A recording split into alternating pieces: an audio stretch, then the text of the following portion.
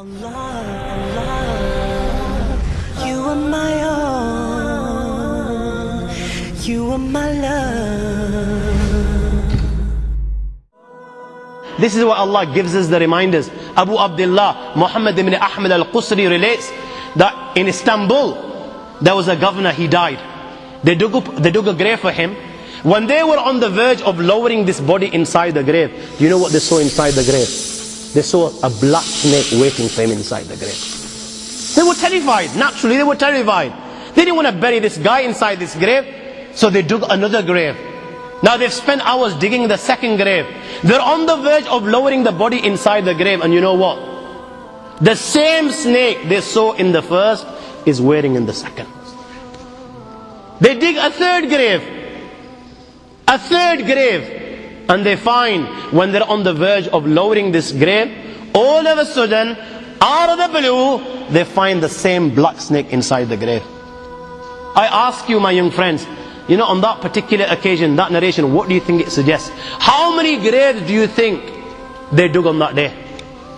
4, 5, 6, 7, 8, 10, 15, 20, 25, 30 graves.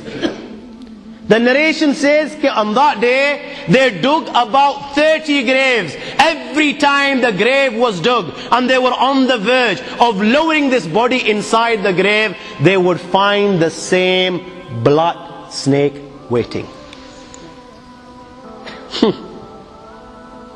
Where are you going to hide?